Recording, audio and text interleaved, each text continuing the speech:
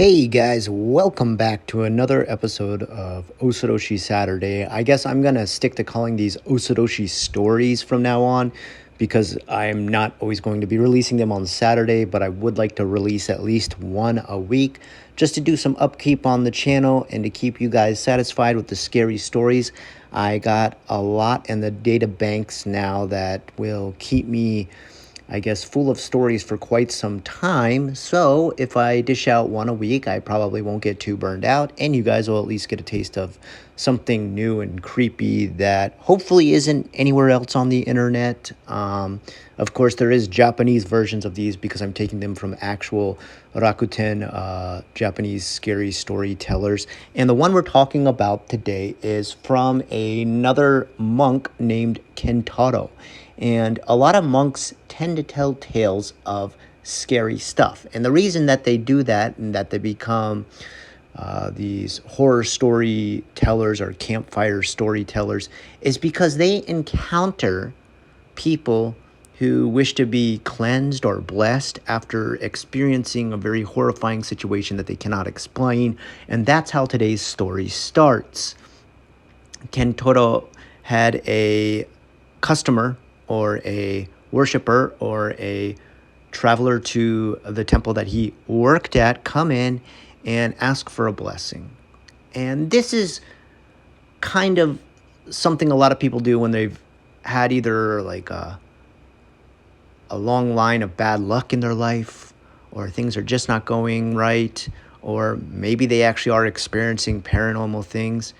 And that was kind of what this guy was dealing with. 50-year-old man, they'll call him Man A, came in. And at 50 years old, he said, like, I've got a lot I want to confess. And there's not like a confessional like you would have in the Catholic faith, but you can pretty much come in and tell a monk your problems.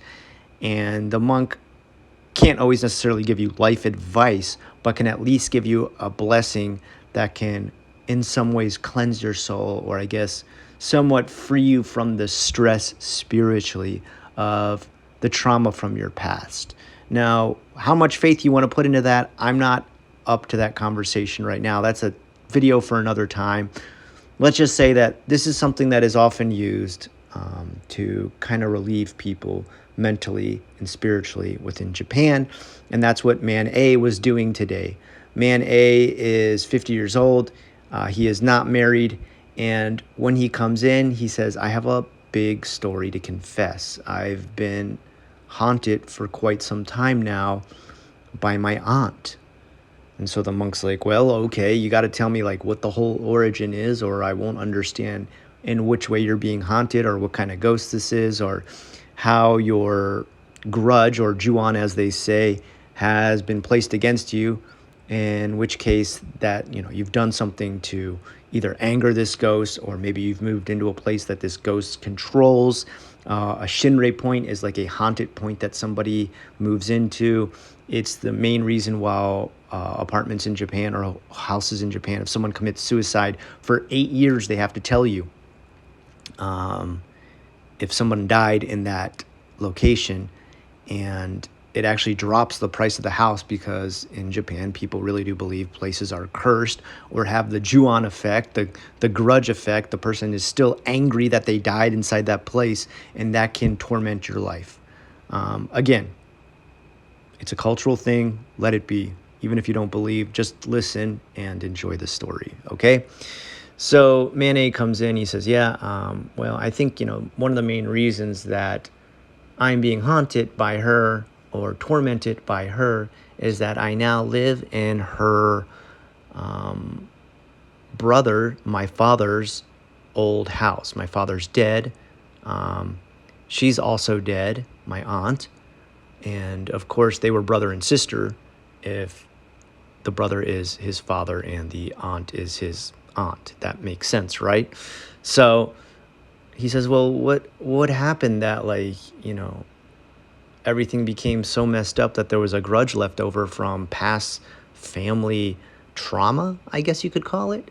And the guy says, well, it's a big story. Let me go back. So for a while, my father, married to my mom, was having a great life. He was working a great job. He came from a small town where my aunt lived, But he made it big in the city and was a businessman doing really well for himself, supporting the whole family. My mom worked at home as a housewife, but my dad was the breadwinner. And, we had kind of the traditional Japanese style family where I went to school. Dad took care of all the expenses. Mom took care of us at the home, making lunches, dinners, getting us to Juku, all that different stuff. But every month, my aunt would visit because my father and my aunt were very close. They were brother and sister, so maybe they just want to do, some family upkeep, trade stories, let people know what's going back on in the old country that they're from. And when I say old country, I just mean like countryside, like really Inaka nature type area. All this takes place in Japan. And he said, one thing, though, that kind of wigged me out, that got me kind of sketched out about my aunt always coming, was that my mom seemed really upset. Like she was holding back anger, even though she would serve and politely talk to, and of course join the conversation when brother and sister, his dad and his aunt, would talk. And he thought, that's so weird. Like, what is she so angry about? Why does she not like my aunt? Like, my aunt seems like a really nice person. She's always nice to my dad. She's always nice to me. And finally, one day, the aunt died. It was some sort of liver failure she had, and apparently she had been a very heavy drinker. And he said it was something she kind of hid from the family, and it wasn't something to the point that like her life couldn't function properly, but it was something that it took a toll on her body. And at about 35 years old, she died very prematurely. And this is where he saw his father start to spiral out of control. He one day just suddenly quit his job. Completely not a normal thing for his dad, as he was a very strict, on-time, polite, and professional businessman. He then told his whole family, we are moving back to the countryside where my sister was, and we're moving into her old house. And mom did not seem happy about this. And I thought like, well, I mean, I guess it's really nice that we get to move into a big house in the countryside. It is kind of weird that my dad suddenly quit his job. At least I get to see grandma and grandpa every day. And, maybe hard to start a new life at a school there. But for the most part, things shouldn't be that bad. Why is mom so upset? He was changing grades anyway, so he wasn't losing a bunch of friends. He wasn't overly upset about it. But when they got into that house, instead of things getting better, they got worse. His dad, a guy who never used to drink before, started drinking every night. And every night he would start talking about his aunt and how much he missed her. And this was reaching a point where the mom was just like getting really sick of hearing about the aunt. Now, she didn't make it heard, but you could see the annoyance in her face, and the son himself was becoming uncomfortable. This is man A telling the story, was starting to feel very uncomfortable in his own house because he could sense this very strong tension between his father and his mother whenever his dead aunt was brought up. And he thought, this is so weird. Why is she so upset about this? And why is my dad constantly bringing this up? It's been something like 2 years since she's been dead. She visited once in a while. I realize family is close, but he couldn't even hold a job. He kept drinking every day and was really crushed by this. And he thought, well, you know what? Maybe he was really close to his sister. And maybe he just really misses her badly. Maybe it's really broken his heart. I mean, that is possible. Families are close. When you lose close members of your family, it's easy to become distraught. I'm just going to bear with my dad and hope he can get through this. But the mom wasn't having it. And in fact, she would spend her days kind of just cleaning ferociously to keep her mind off the fact that the dad was constantly stuck in this downward spiral of not being able to hold a job and drinking every day, until one day she suddenly left the house and she was super pissed off. And he thought, what the heck happened that pissed her off so bad this day? Did she just get sick of my dad being kind of mopey and sad? No, in fact, he found on his bed a shoebox full of information. And in this shoebox, going through it, he found out that there was all these love letters between his dad and his aunt, which is very strange due to the fact that his aunt is the sister of the dad. And now he finally started to understand, whoa, this is really weird. And the more the dad began to mope, the more he began to sense a presence of the aunt in the house, to the point that every night when he would look at his dad lying wasted in bed, he'd see him laying there with this sort of like white orb next to him on the bed. And that as he would go anywhere near where his aunt's bedroom used to be, he'd see this white orb coming in and out of there again and again. And what got even weirder was soon his own sister started to ask him to come into her bedroom, and she would start to undress and approach him in an incestual way. And he was like, of course, insanely creeped out by this, so much so that this is where he started to break ties with his family. And he left. He had a younger brother at the time, and he later found out that his younger brother and his sister started an incestual relationship that went on for almost 25 years behind his back. He hadn't talked to his family in a long time, and the only time he did finally come back was when his dad did finally die. And he died from alcohol poisoning or excessive alcohol drinking, just like the aunt did. And his brother and sister were now living in that house like a couple. And he found throughout his history of his family, there had been some kind of curse placed on them that had totally wrecked their life, that it had happen over and over and over again, where there was incestual love in his family. And it was all due to some kind of curse the aunt had brought upon the family. And that's what he wanted to be washed clean of by Kentaro the monk. And luckily he was. I guess he got his solstice, his cathartic blessing, and was able to move on. So that's our first story for today. Let's move on to another creepy one. Our next story is Paranormal TV Fusion, and this is a really strange one. The first time I heard this, it kind of blew my mind because I had never heard a horror story told in this way. It comes again from Kentaro, who was dealing with people who were having their houses burned down due to a curse. It always comes back to some sort of curse, or something is cursed, or something is haunted. You got to realize the word haunt and curse is often exchanged. Noroi for curse, shinrei for haunt. And it was something that happened again. And this time it was because something was burning down houses.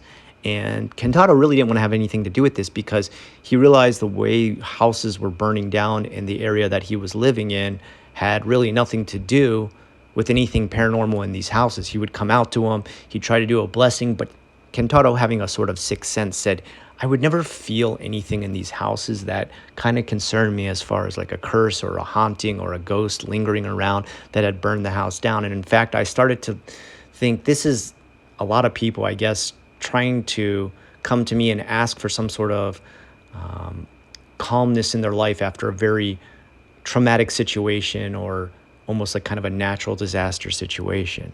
And he was telling this to a friend one night when he was at a bar drinking, and the friend said, oh, I know what it was. Did they all have a fire start close to like where their cable was in the wall? And he was like, yeah, how did you know that? And he said, it's because of this area. There was a TV out for a while that kept on catching fire, a certain brand that was released. And this guy worked in like TV repair and like cable setup and stuff like that. And he said, look, I can't really tell you what the manufacturer's name is because I could actually get in a lot of trouble. I was one of the people who researched this. And he said, well, what can you tell me about this problem with TVs? Because that doesn't really sound like ghost oriented or anything paranormal about a TV. I mean, in fact, that kind of sounds silly. And Kentaro is really good about that. He's a monk who always kind of shies away from anything that he doesn't get any kind of sense of paranormal activity from. Like, he's literally been on shows where they bring him out to a place and say, this is a haunted apartment. And he's like, no, it's not. And he's like ended the show live before on TV. So this guy's pretty legit as far as like when he senses bullshit. And he said right away, like, I've never heard of a mechanical device being haunted. I don't know what you're talking about. And he said, well, just listen to my story and tell me what you think. And so he said, we had a certain brand of TV in all these different people's houses in this area. It was a model that was out in this area only around where you live. And the fact that they kept catching fire meant we had to do a product take back and research everything that had gone into them. Was the wiring faulty? Was there something overheating inside of them? Was some sort of soldering not done right when these were created? What factory did they come to? And at first they found like most of the TVs, if they didn't come from this one factory out in the countryside, they didn't have this burn down problem. They didn't have this overheating and suddenly catching a whole house on fire problem. So they're like, maybe it's the factory. Maybe somebody's being lazy with production there, or rushing the production, or not connecting something correctly. So they decided to go out there. And when they went out to the factory, it was really weird. The whole factory was abandoned. There was nobody out there. There was no staff on duty at the time. The doors were locked. And they started calling around me like, I thought the TVs came out of this area. And they're like, oh, it did for a while, but recently they shut down just like suddenly overnight. And the guy's like, what? Is it because they knew they were going to get in trouble for these TVs that were burning down because they were coming out of this factory? Yes and no was the answer. So when he got into the facilities finally, by having the local government who had a key to the lot because it had been handed over to them, he found out there had been a quick shutdown due to a police investigation. And the reason there had been a police investigation was this factory that was producing these TVs was owned by a local Yakuza clan. And what they were doing was, even though they had people who were legit working, good people who worked hard and made these TVs and weren't screwing up any of the mechanics, every weekend when the factory was closed to the workers, they were bringing in people who they had hits on, and they were dumping them into areas that had forges, that had products that could be melted down, and they were having them killed and cremated and put into parts of the products of the TV.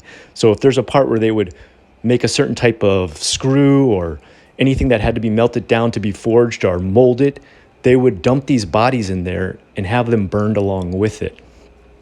And they were literally infusing pieces of dead bodies within these products that they were making.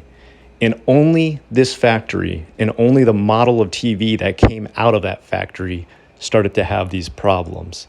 And the only reason it finally shut down was because the police investigated after finding a trail of bodies leading to that area as their last location.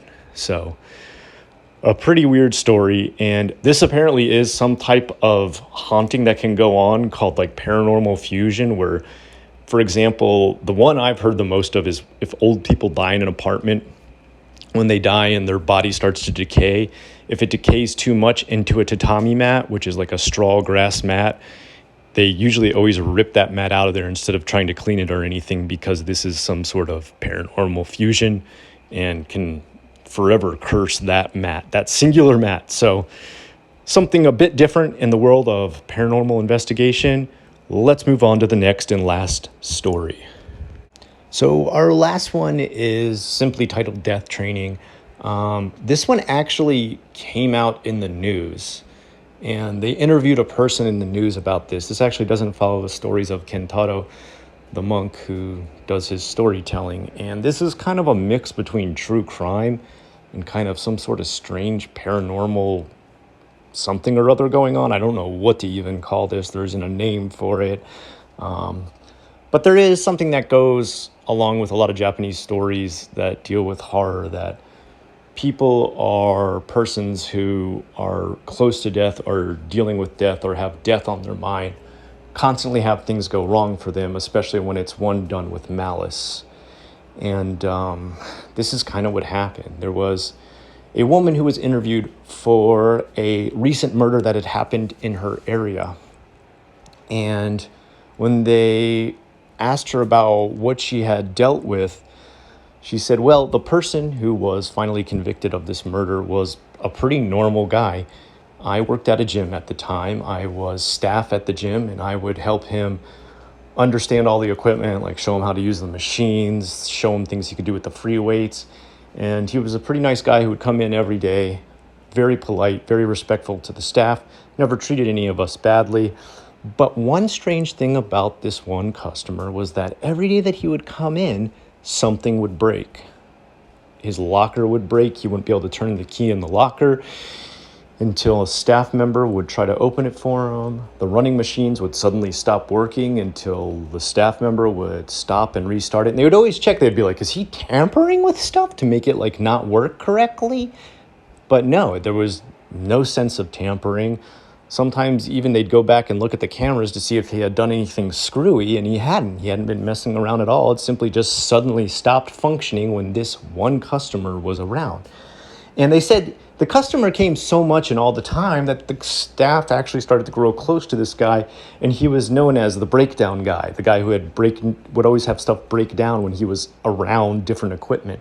And it was just kind of a joke among staff. They didn't really have any kind of anger towards him for breaking things. They just thought like, this guy's just got some bad luck. I don't know what's going on with him. But overall, he was very friendly, very polite, and like I said, respectful to the staff. So they would just joke around with him about that. And he seemed like to have a good-natured laugh about it with them, about how things would always break down when he came in.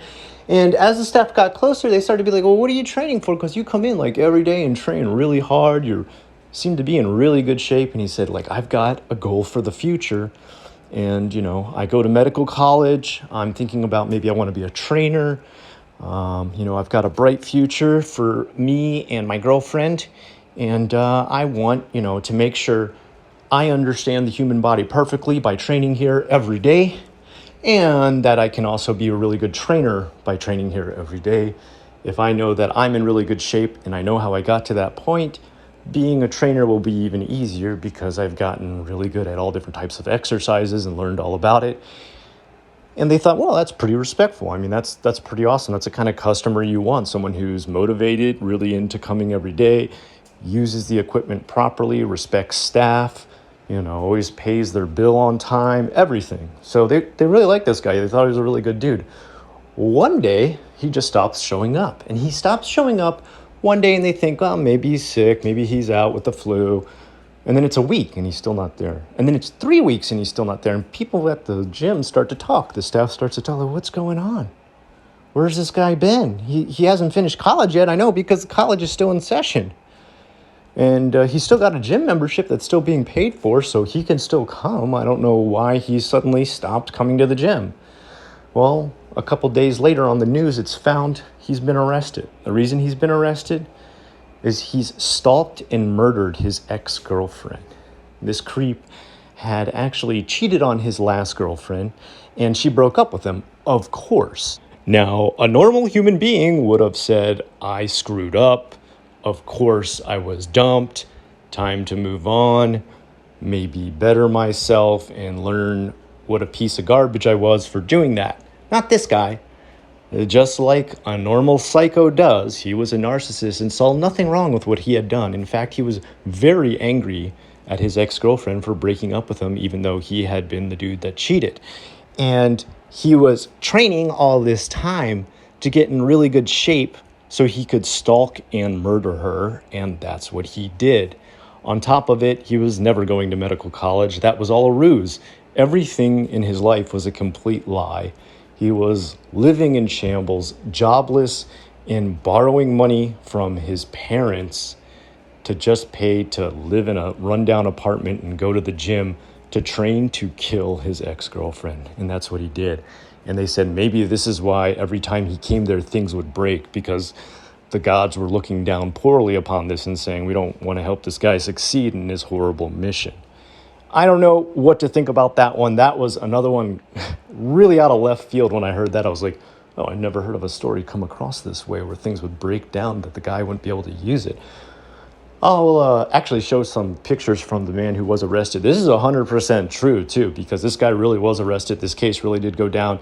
He was, if I remember correctly, half Japanese, and I want to say he was half Brazilian, if I'm correct.